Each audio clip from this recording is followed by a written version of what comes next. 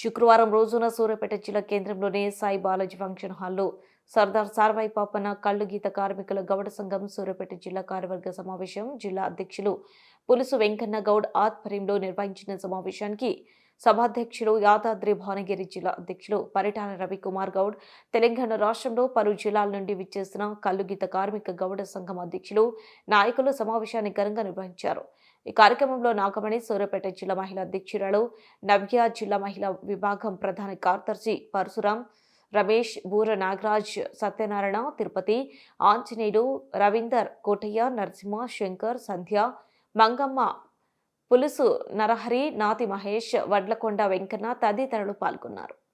నాగమణి గౌడ్ గారిని స్టేజ్ ముందుకు వచ్చి పెద్దలందరినీ పరిచయం చేసుకొని వారి నియామక పత్రాలు అందుకోవాల్సిందిగా సూర్యాపేట జిల్లా అధ్యక్షులు, ప్రధాన కార్యదర్శులు అందరూ ఇక్కడికి వచ్చి చెల్లెకు సపోర్ట్గా నిలవలసిందిగా కోరుతున్నాను.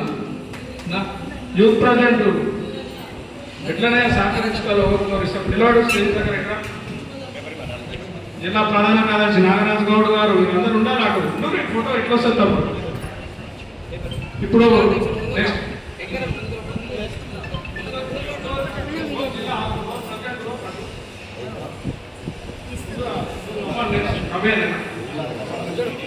ముందు పోతాలి,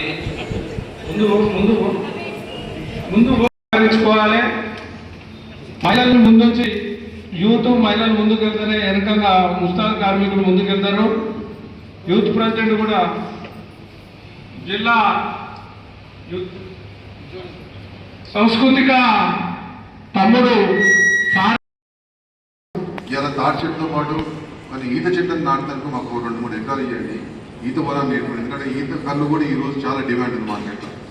అదేవిధంగా తాటి ఉత్పత్తుల పరిశ్రమలు పెంపొందించాలి.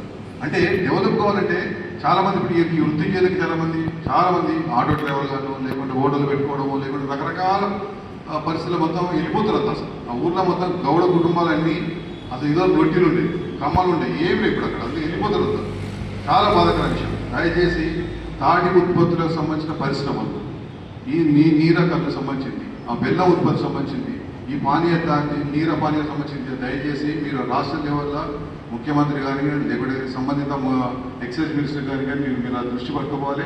ఎంతమంది అయితే మీరు సంఘాలు 22 సంఘాలు ఉన్నారు. చాలా ఇబ్బందికర విషయం. ఎందుకంటే ఇదంతా ఒక దానికి రావడానికి చాలా టైం పడుతుంది. కాబట్టి మీరంతా ఒకసారి పోయి దయచేసి మా నెక్స్ట్ సంతతిని కాపాడండి. ఎవరైతే మా నెక్స్ట్ అయితే పిల్లలు వస్తున్నారో వాళ్ళకి వృత్తి లేకుండా పోతుంది.